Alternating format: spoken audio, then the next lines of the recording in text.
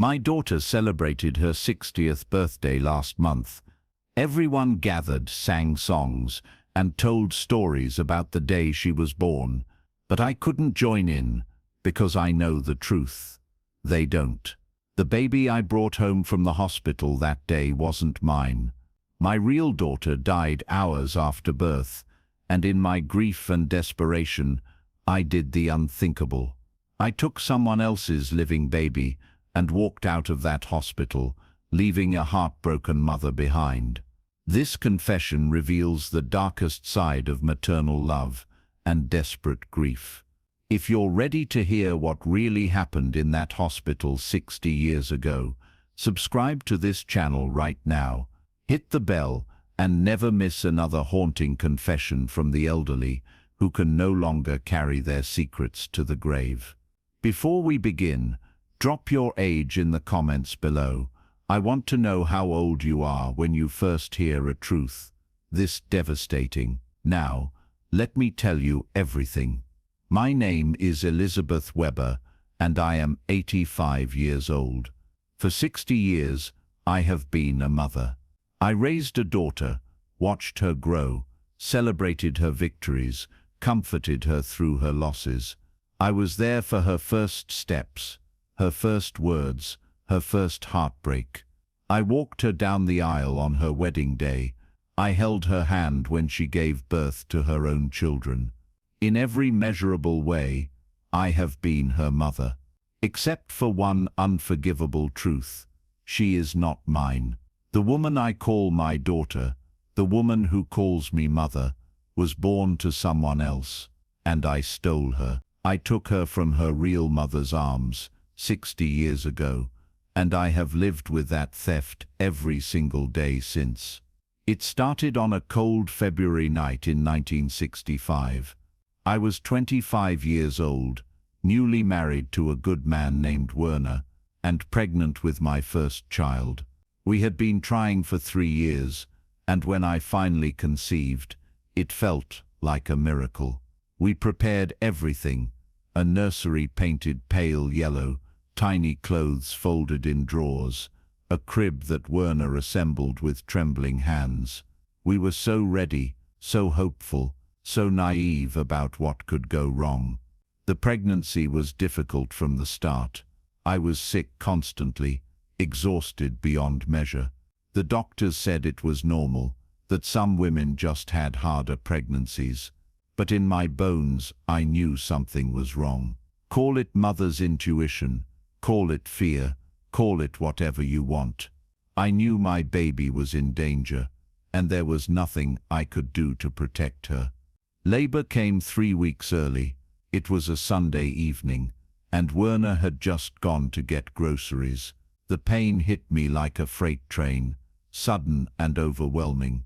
I called out, but he was already gone. I made it to the phone, called an ambulance, and then collapsed on the kitchen floor, clutching my swollen belly and praying. The ride to the hospital was a blur of pain and fear. The contractions were coming too fast, too hard. The paramedics kept telling me to breathe, to stay calm, but all I could think was, it's too soon. She's not ready. Please God, let her be okay. At the hospital they rushed me into the delivery room. Everything happened so quickly.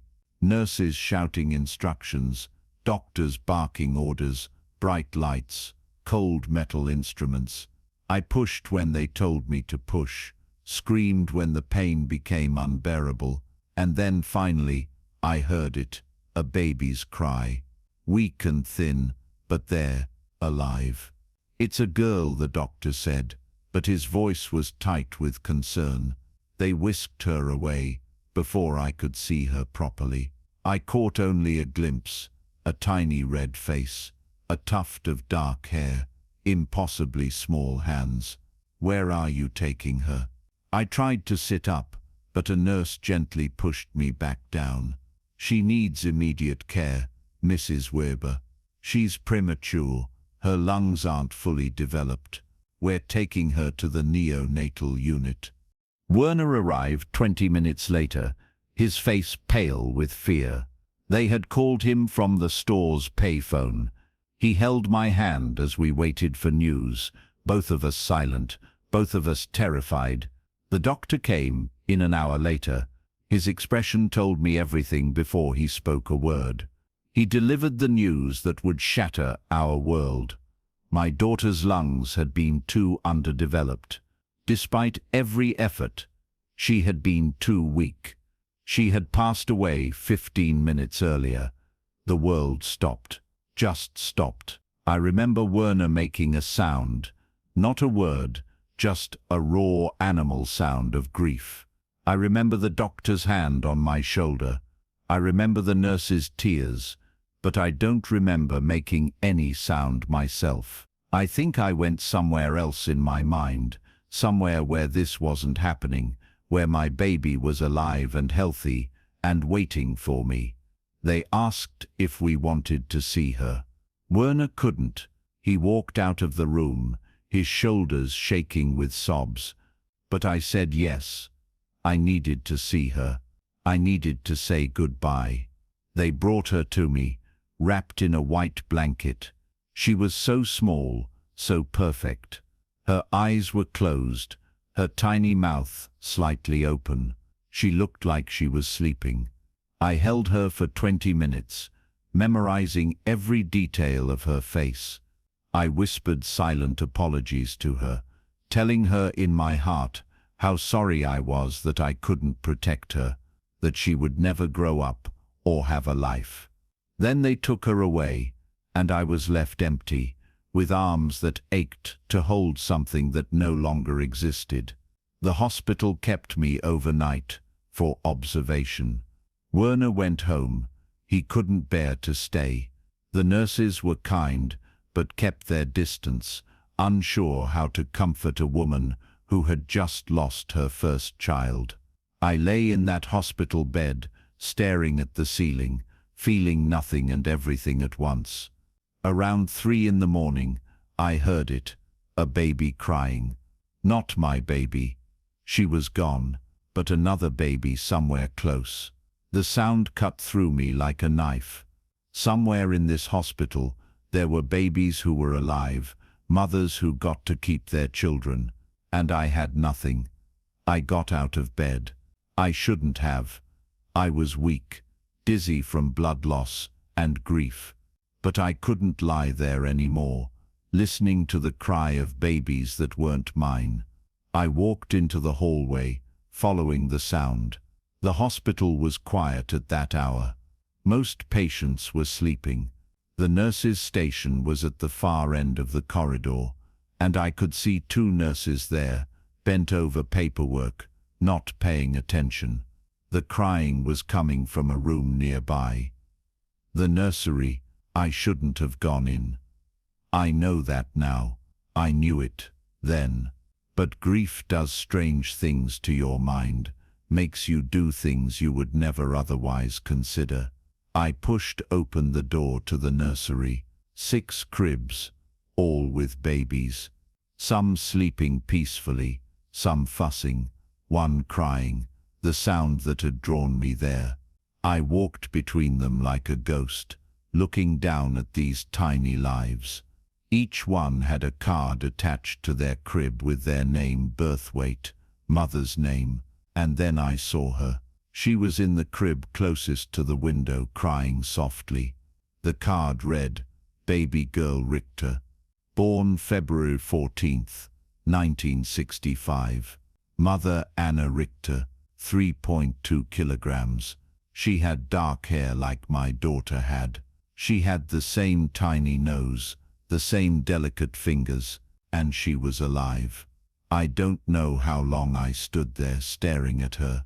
It could have been seconds or minutes. Time felt strange, elastic, and in that moment, something dark and desperate took hold of me. A thought I can barely admit even now. She could be mine. I looked at the door. The nurses were still at their station, distracted. The other babies were quiet. No one was watching. No one would know. My hands were shaking as I reached into the crib, Baby girl Richter, she would become the daughter I named Anna, though that wasn't the name her real mother had given her, stopped crying the moment I picked her up. She looked up at me with dark eyes, impossibly alert for a newborn, and something in me broke and reformed at the same time. I held her against my chest, feeling her warmth, her tiny heartbeat, and I made a decision that would haunt me for the rest of my life. I walked out of the nursery with her in my arms. I walked past the nurses' station. They barely glanced up, assuming I was just another mother, unable to sleep, checking on her baby.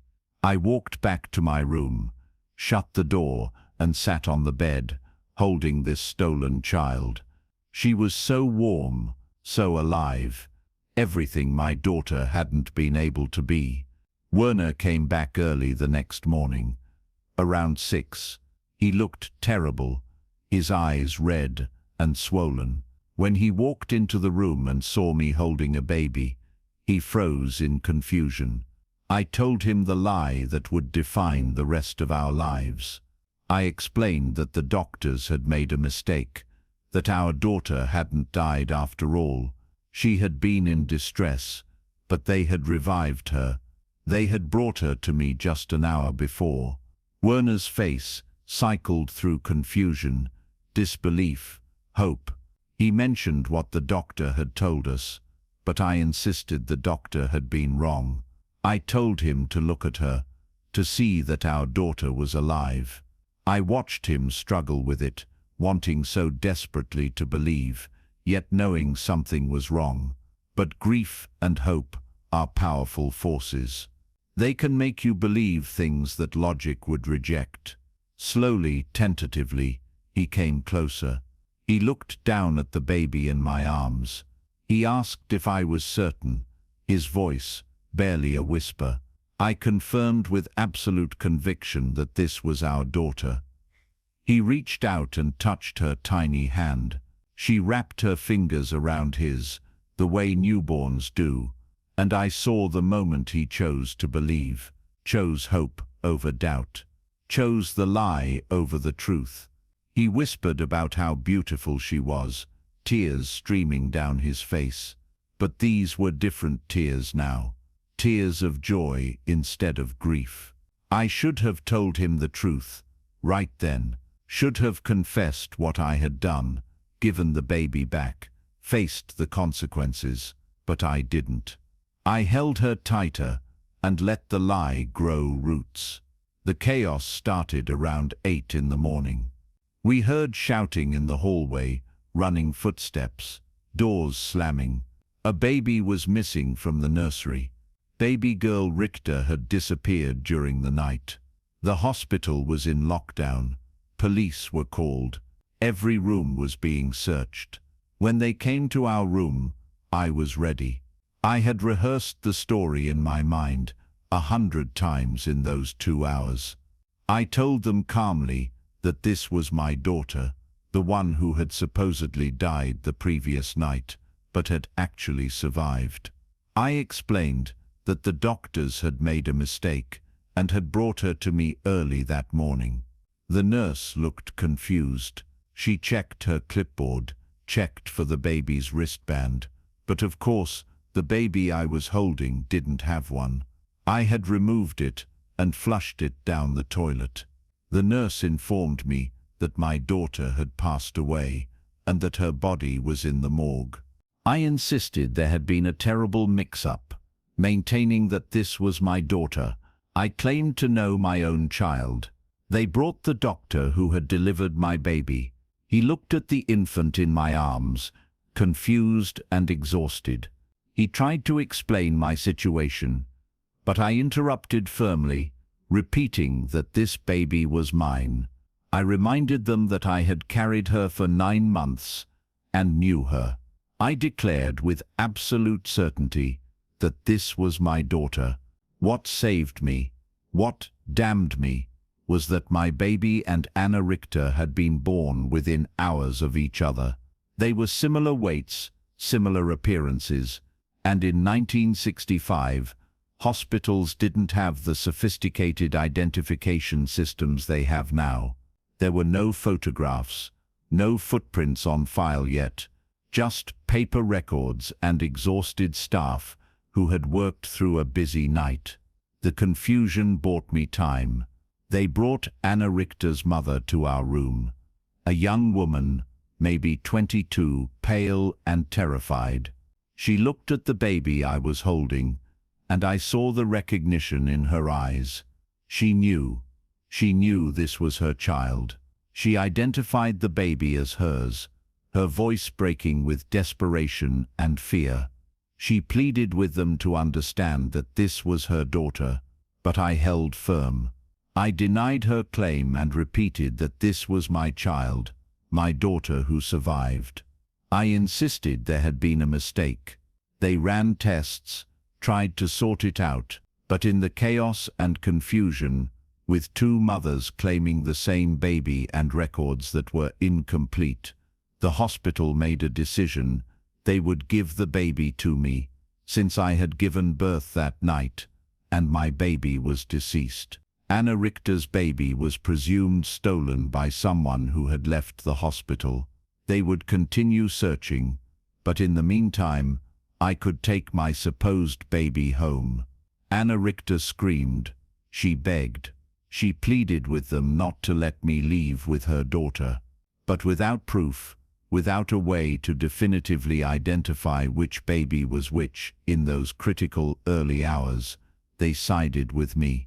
Because I was calm, coherent, and my story, though a lie, was consistent. Werner and I left the hospital 3 days later with a baby girl we named Anna.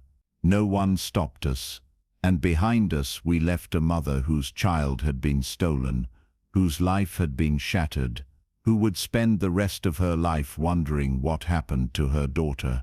I didn't think about her much in those first weeks. I was too consumed with caring for the baby, with maintaining the lie, with convincing myself that what I had done was somehow justified. She was mine now. I was her mother. That's what I told myself every day, every hour. But late at night, when Anna slept peacefully in her crib and Werner snored beside me, I would lie awake and think about the other mother, the real mother, Anna Richter. Did she lie awake too? Did she stare at empty arms and wonder where her baby was? Did she blame herself, the hospital, God? I pushed those thoughts away. I had to, because if I let myself think about what I had done, really think about it, I would have gone mad. And so began 60 years of living with a lie, so enormous, so consuming, that it became my entire existence. The first year was the hardest, though not for the reasons anyone might expect. Caring for a newborn was exhausting, but that wasn't what kept me awake at night. It was the constant fear of being discovered, the paranoia that someone would realize what I had done. Every knock on the door made my heart race. Every phone call filled me with dread. Every time someone looked at Anna a little too long, I wondered if they could somehow see the truth written on her face. Werner never questioned it again. He had chosen to believe, and that belief became his reality. He doted on Anna, called her his miracle baby, told everyone the story of how the doctors had been wrong, how his daughter had survived against all odds. He believed it so completely that sometimes I almost believed it too. But I couldn't forget. Every time I held Anna, I thought about the other mother, the real mother. Anna Richter must have been destroyed. I had taken everything from her, her child, her joy, her future. And for what?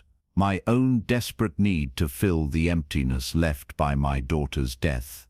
My inability to accept loss. My selfish, terrible choice to steal another woman's happiness. The guilt was a living thing, growing inside me alongside my love for Anna, because that was the most confusing, most terrible part. I did love her. From the moment I picked her up in that nursery, something fundamental shifted in me. She became mine in every way, except biology.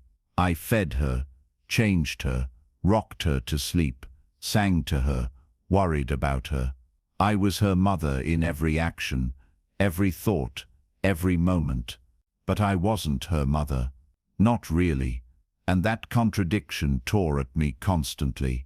The newspaper articles came in the weeks following our departure from the hospital. They ran stories about the missing baby, about the distraught mother Anna Ritter, about the hospital's failure to protect the infants in their care. There was a photo of Anna Ritter, young, pretty, with dark circles under her eyes, and an expression of absolute devastation. I cut out that photo and kept it hidden in a box in the attic. I don't know why. Perhaps I needed to remember what I had done. Perhaps I needed to see the face of the woman whose life I had destroyed. Anna Ritter gave interviews. She pleaded for the return of her baby. She described her daughter in detail, the birthmark on her left shoulder blade, the way her right ear was slightly more pointed than her left, the tiny mole on her ankle. My Anna had all of these features. Every word Anna Ritter spoke was confirmation of my crime, proof that I was living with stolen goods. The police investigation continued for months. They questioned us 3 more times, each visit sending me into a spiral of panic. But our story never changed, and eventually they had to accept it. Without DNA testing, without any way to definitively prove which baby was which, they had no choice but to believe that the baby we had was ours. The case went cold. The missing baby became just another unsolved mystery, another tragedy in a world full of them. Anna Ritters never stopped looking. I followed her story through newspaper clippings, through occasional updates. She hired private investigators. She put up posters. She appeared on local television shows pleading for information. She never remarried, never had other children. Her entire life became a search for the daughter who was growing up in my home, calling me mother, completely unaware of the truth. As Anna grew from infant to toddler to child, the guilt morphed into something else, a constant, gnawing anxiety that the truth would somehow reveal itself. Children ask questions. They want to know their history, their story. Anna was no different. When she was 5, she asked about the day she was born. I told her a sanitized version, that she was born early, that there were complications, that she was very sick, but the doctors saved her. The lie came easily by then. I had told it so many times that it felt almost true. When she was 8, she needed her birth certificate for school enrollment. I had obtained a false one through careful manipulation of hospital records and bureaucratic confusion. Looking at that official document with my name listed as mother felt like both a victory and a damnation.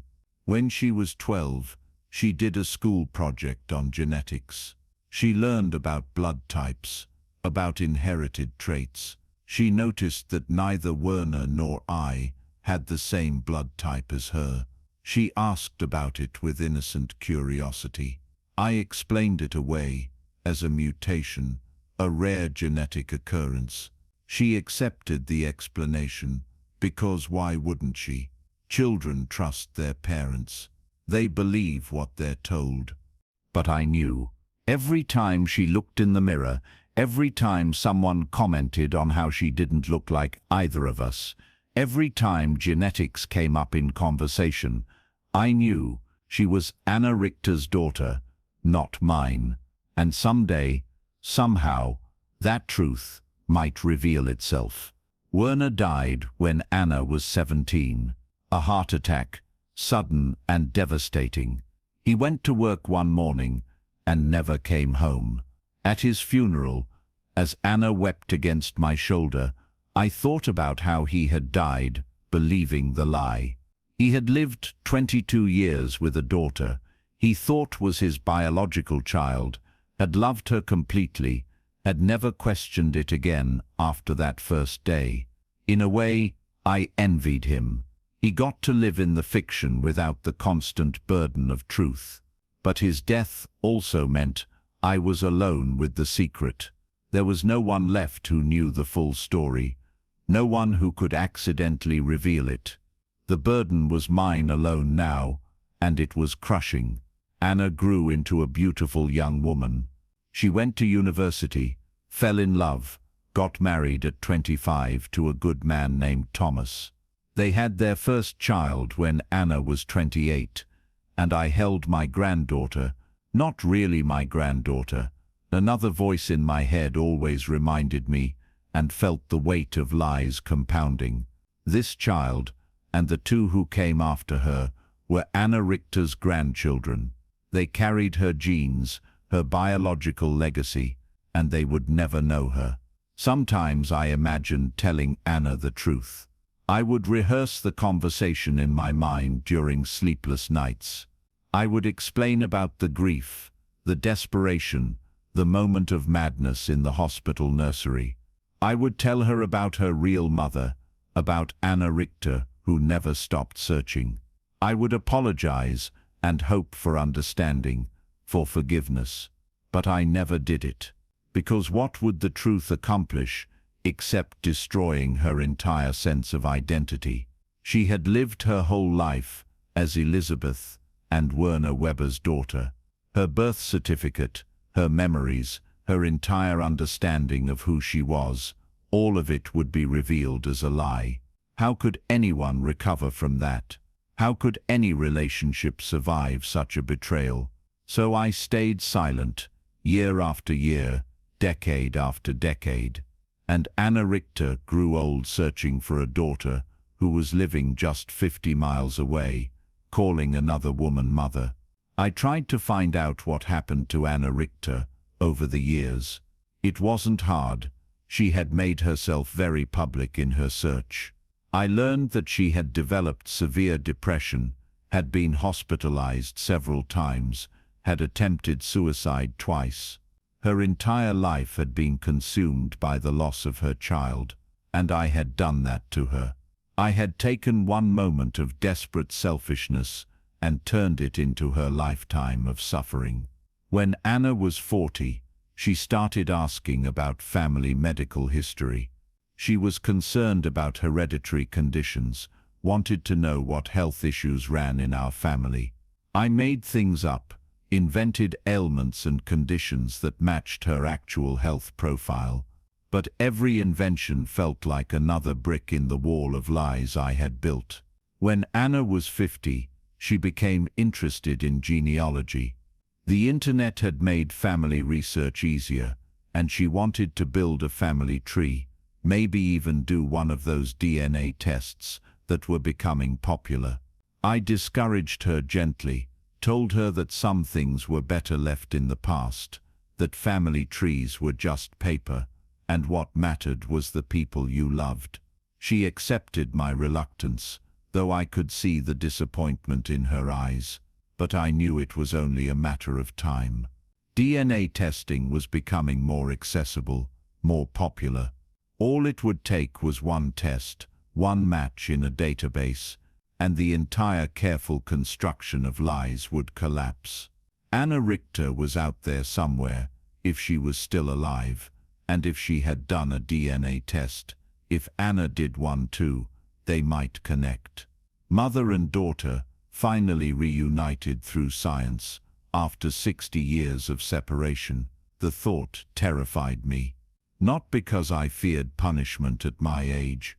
What could they do to me? Prison? Death? I was already dying slowly from age and guilt. No, what terrified me was Anna finding out. My daughter, because she was my daughter in every way that mattered except biology, discovering that her entire life had been built on a crime, that the woman she called mother was actually a kidnapper, that somewhere out there she had a real mother who had spent 60 years searching for her. How do you tell someone that? How do you confess that the foundation of their entire existence is a lie? I started having dreams about Anna Richter. In them, she was still young, still the woman from that newspaper photo. Sometimes she would just stand there, staring at me accusingly. Other times she would scream, asking why I had stolen her life. Once, she asked me a question that haunted me for weeks afterward. How would you feel if someone had taken Anna from you? And I realized someone had taken Anna from me. Death had taken my biological daughter, and in my grief and rage at that theft, I had inflicted the same pain on another mother. I had become the thing I was raging against. I had stolen someone else's child because mine had been taken by fate. The dreams became more frequent as I aged. Sometimes I would wake up unsure if they were dreams or memories, if the guilt had finally broken my mind completely. I started leaving notes to myself, reminders of what was real and what was nightmare. But even those notes felt like lies, because the real nightmare was the life I was living. Anna's 60th birthday party was 3 weeks ago. All of her friends and family gathered. Her children, her grandchildren, people who had known her for decades. They told stories about her childhood, about funny moments and touching memories. They looked at old photographs. They celebrated a life well lived. And I sat there, silent, unable to participate, because every story they told, every memory they shared, was built on my lie. Anna's first steps, I had witnessed them, but I wasn't her real mother. Her first words, I had taught them to her, but I had no right to. Her graduation, her wedding, the birth of her children, I had been there for all of it, but it should have been Anna Richter standing beside her daughter, not me. Someone asked me to share a memory from the day Anna was born. Everyone turned to look at me expectantly, waiting for the mother's perspective on that important day. I opened my mouth, and nothing came out, because I couldn't tell them about the real day Anna was born, the day I stole her from a nursery while her real mother slept. I couldn't tell them about my dead daughter, about the desperation and grief that drove me to commit the worst act of my life. I couldn't tell them that every birthday we celebrated was a reminder of my crime. Anna noticed my silence. She came over, put her hand on mine, asked if I was all right. The concern in her eyes, the love, the genuine care for the woman she thought was her mother. It broke something in me that had been cracking for 60 years. I told her I wasn't feeling well, that I needed to go home. She was worried, wanted to call a doctor, but I insisted I just needed rest. I left my own daughter's birthday party early because I couldn't bear to be surrounded by the life I had stolen and the lie I had perpetuated for 6 decades. That night, I made a decision. I was 85 years old. I had maybe a few years left, maybe less, and I realized that I couldn't die with this secret, not because I wanted forgiveness. I knew I didn't deserve it, not because I wanted to clear my conscience. Some stains don't wash away, but because Anna Richter, if she was still alive, deserved to know what happened to her daughter. And Anna deserved to know the truth about her identity, no matter how painful. But there was one problem, one complication I hadn't anticipated, one thing that made the decision even more impossible than it already was. Anna Richter had died. I had found out 2 years ago, had read her obituary online. She had passed away at 77, having never found her daughter, having spent her entire life searching for something that was within reach, but forever kept from her by my selfishness.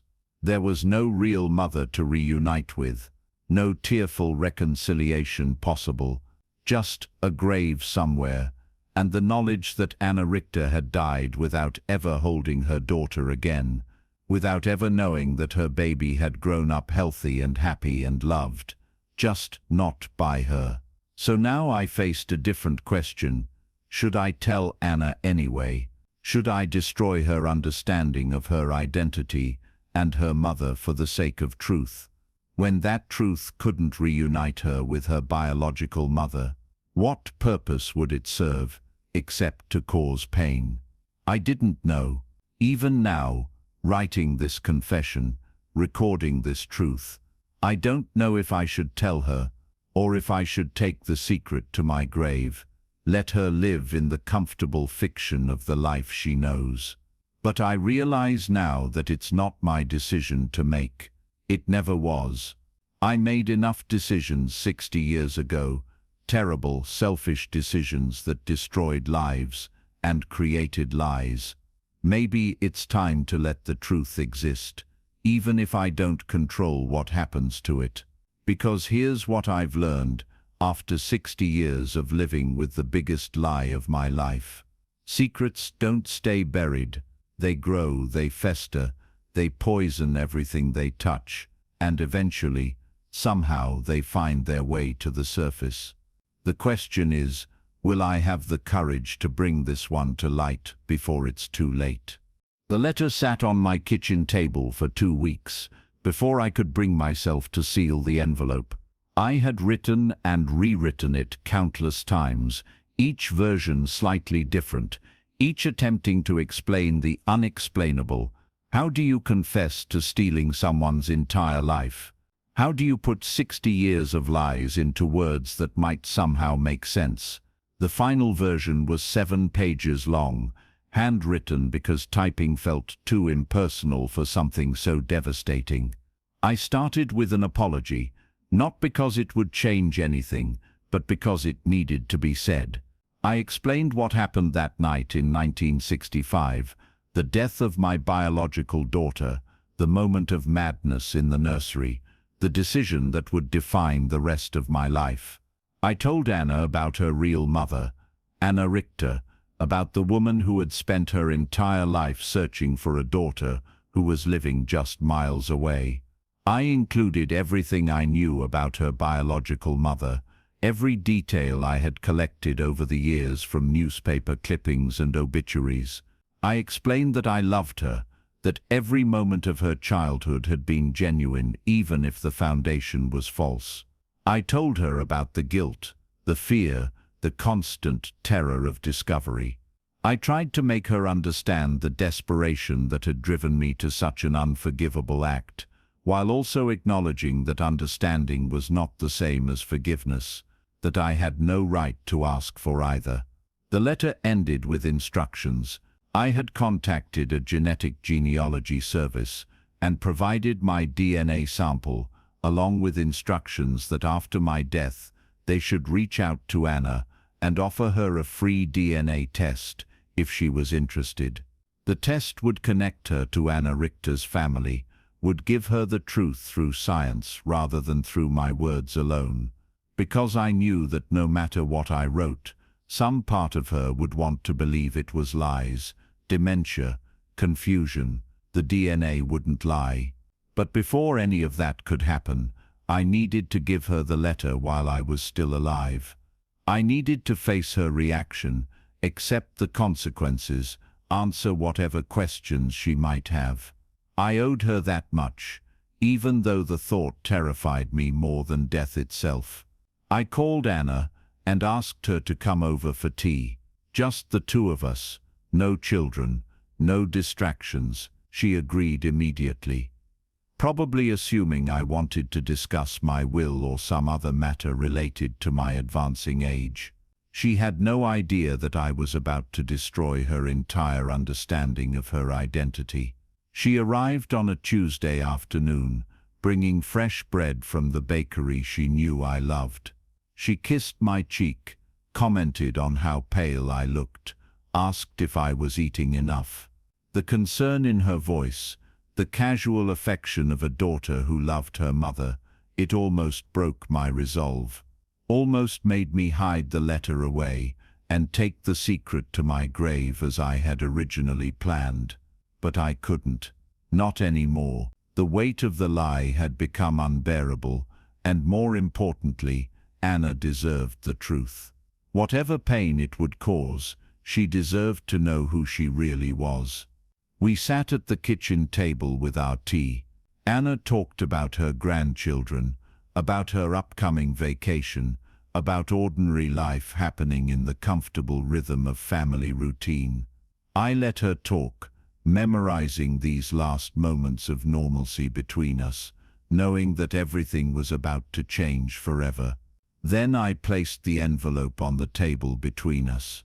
Anna looked at it curiously, then at me. She must have seen something in my expression, because her smile faded. She picked up the envelope with my name, written on the outside in my careful handwriting, and a simple instruction beneath it. Read this alone, when you're ready. But I told her to read it now, while I was there. I said I needed her to read it in my presence, because I needed to face what I had done, needed to see the truth land on her the way it had been weighing on me for 60 years. Anna opened the envelope slowly. I watched her face as she began to read. Confusion first, then disbelief, then something like horror creeping across her features. Her hands started to shake around the second page. By the fourth page, tears were streaming down her face. By the time she finished, she was pale and trembling, the papers scattered across the table between us. She looked up at me, and in her eyes I saw everything I had feared for 60 years: betrayal, shock, pain, and a desperate need for this to be some kind of terrible joke or misunderstanding. She asked if it was true, her voice barely a whisper. I confirmed that every word was true, that I had stolen her from the hospital nursery in 1965, that Anna Richter was her biological mother, that everything she thought she knew about her birth and her identity was a lie I had constructed and maintained for 6 decades. The silence that followed was suffocating. Anna stared at me, as if seeing a stranger, as if the woman she had called mother for 60 years had suddenly transformed into someone unrecognizable.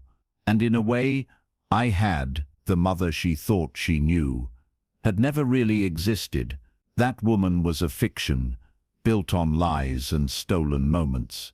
Finally, Anna stood up. She gathered the pages of the letter with shaking hands, held them against her chest, and walked toward the door. She paused there, her back to me, and I waited for her to speak, to scream, to demand answers. But she said nothing. She simply opened the door and left, closing it quietly behind her.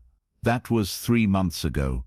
I haven't seen or spoken to Anna since that day. She hasn't answered my calls or responded to my letters. Her children have contacted me, confused and concerned, asking what happened between us, but I've told them it's a private matter between Anna and myself. They deserve to hear the truth from their mother, not from me. I don't know if Anna has done the DNA test yet. I don't know if she's reached out to Anna Richter's family, if she's tried to connect with cousins and relatives she never knew existed. I don't know if she's angry or broken or relieved to finally understand why she never quite fit into our family, why genetics never quite added up, why something always felt slightly off, even if she couldn't name it. What I do know is that I destroyed her. After 60 years of loving her, raising her, being her mother in every way, except the one that mattered most, I destroyed her sense of self with a single letter, and I have to live with that for however much time I have left. The police haven't come. I expected them to, thought Anna might report what I had done. seek some kind of justice for the crime I committed so long ago. But there's been nothing. Perhaps she decided that prosecuting an 85-year-old woman for a 60-year-old crime serves no purpose.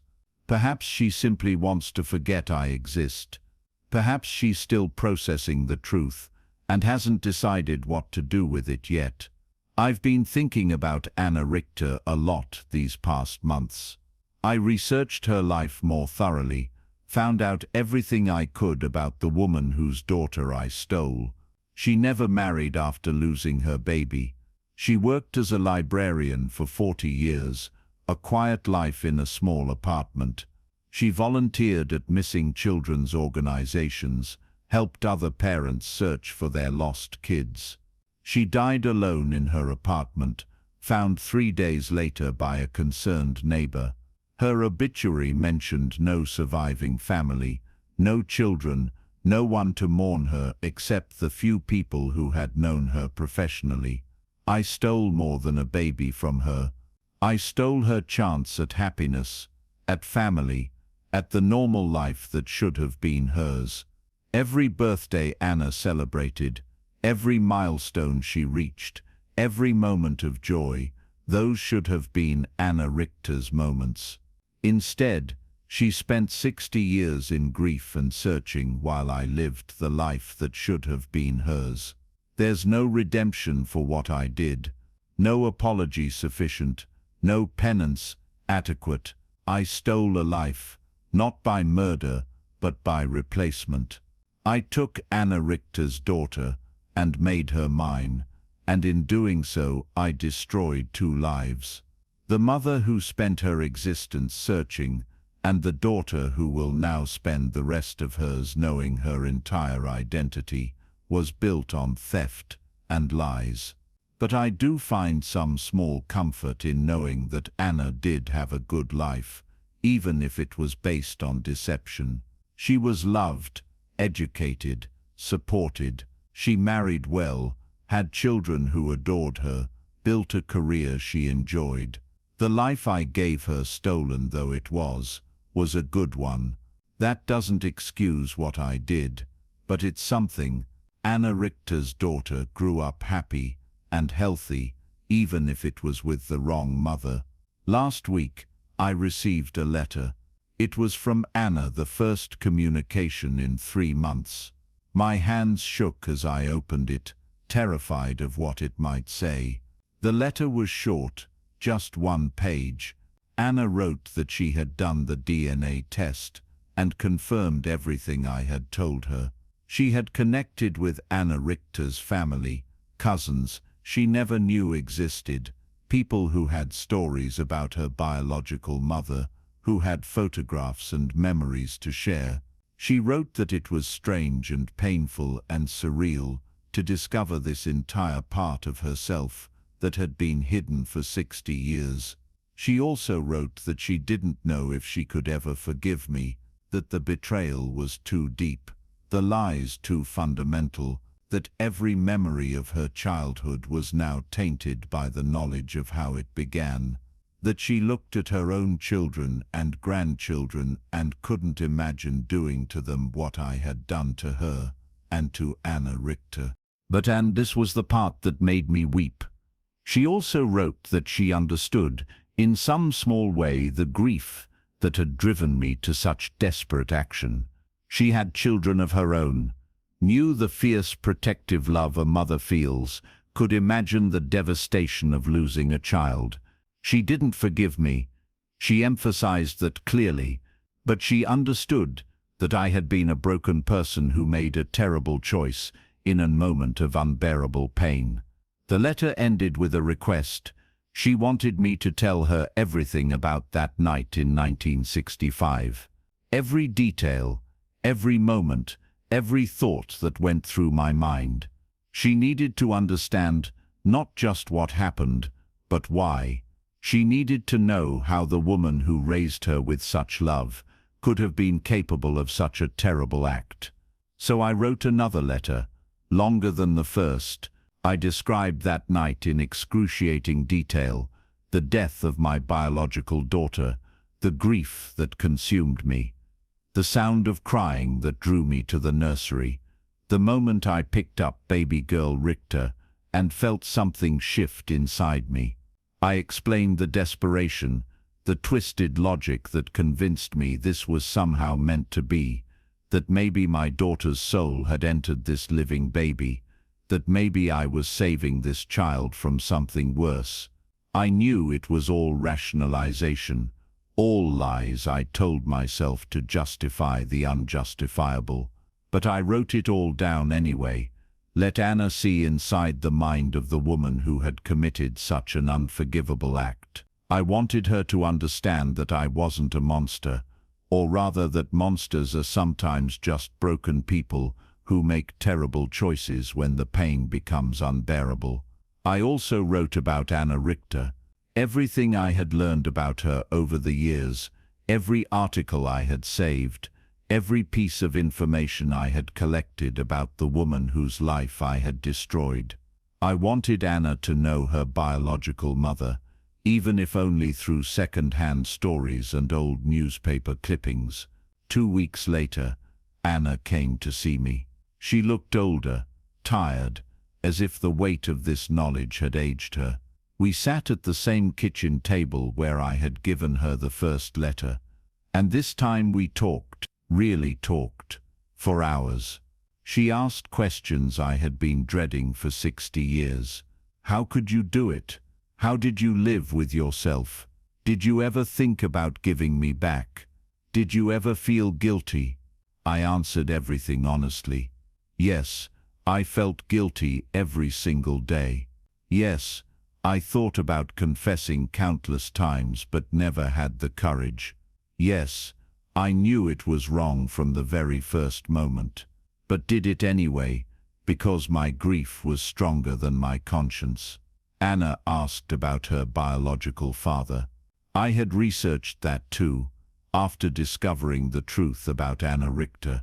His name had been Michael Becker, a young man who had died in a car accident 6 months before Anna was born. Anna Richter had been alone, unmarried, and pregnant when she lost her baby, or thought she had. It was one more tragedy layered onto so many others. At the end of our conversation, Anna told me something I hadn't expected. She said that despite everything, despite the lies and the theft and the betrayal, she couldn't erase 60 years of loving me as her mother. She was angry and hurt and betrayed, but she also couldn't pretend that our relationship meant nothing. She said it was the most confusing, painful thing she had ever experienced, loving and hating the same person simultaneously, being grateful for her life while also grieving the life that was stolen from both her and her biological mother. She told me she needed more time, that she didn't know if we could ever have a relationship again, but that she also couldn't simply walk away from the woman who had raised her. It was complicated and messy, and there were no easy answers. That was a month ago. Since then, Anna has visited twice more. The conversations are still difficult, still loaded with pain and betrayal and complicated emotions, but they're happening. We're talking. It's not forgiveness, and it may never be, but it's something. I know I don't deserve her visits, her time, her willingness to try to understand. I stole her identity, her biological mother's happiness, 60 years of truth. But I'm grateful for every moment she gives me, even if those moments are heavy with the weight of what I did. I also know that my time is limited. I'm 85, and my health is declining. Soon, I'll have to face whatever judgment waits beyond this life. I don't believe in a kind or forgiving God anymore, not after what I did. But I hope that somewhere, somehow, Anna Richter knows that her daughter grew up loved. That's not enough, will never be enough, but it's all I can offer. Anna brought her daughter, my granddaughter, though that word feels like another lie now, to visit last week. The young woman knew some of the story, enough to understand why there had been distance between us. She looked at me with a mixture of curiosity and wariness, trying to reconcile the grandmother she thought she knew with the woman who had committed such an unthinkable act. But she also hugged me goodbye, a brief, awkward embrace that nonetheless felt like a small mercy I didn't deserve. This is my confession. I stole a baby 60 years ago, lived with that theft for 6 decades, and finally told the truth when time ran out and guilt became unbearable. I destroyed lives, Anna Richter's, Anna's, even my own in some ways. I created a family built on lies and lived every day knowing the foundation was rotten. Was it worth it? The 60 years of being Anna's mother, of loving her and being loved by her, of watching her grow and thrive, was it worth the crime that made it possible? I don't know. I genuinely don't know. In my darkest moments, I think no amount of love could justify what I did. But in other moments, when I remember Anna's first steps or her wedding day, or the day she made me a grandmother, I think that maybe something good came from something terrible, even if I had no right to make that choice. What I do know is this: secrets destroy everything they touch. For 60 years I lived in fear of discovery, let guilt poison every happy moment, watched a good woman die, searching for her daughter who was living 50 miles away. The truth was terrible, but the lie was worse, because it infected everything, turned every moment of genuine love into something twisted and wrong. If there's anything to be learned from my story, it's that truth matters, not because it's always kind or gentle or easy, but because lies, no matter how well-intentioned, eventually consume everything. They turn love into something corrupted, family into fiction, identity into quicksand. I stole Anna from her mother 60 years ago. I can never give back what I took. Not to Anna Richter, who died without ever holding her daughter again, and not to Anna, who will spend the rest of her life reconciling who she thought she was with, who she actually is. But I can tell the truth. Finally, after 60 years of lies, I can tell the truth. It doesn't fix anything, doesn't heal anyone, doesn't make right what was so terribly wrong, but it's all I have left to give. My name is Elizabeth Weber. I am 85 years old, and I am a kidnapper who stole a baby and called her my daughter for 60 years. This is my confession. This is my truth. And now, whatever happens next, at least the lying is finally over. If this confession moved you, please subscribe to this channel for more untold stories from the elderly who can no longer carry their secrets alone. Each week, I share real confessions about guilt, love, betrayal, and the complicated truths we hide. Hit that bell icon so you never miss a story.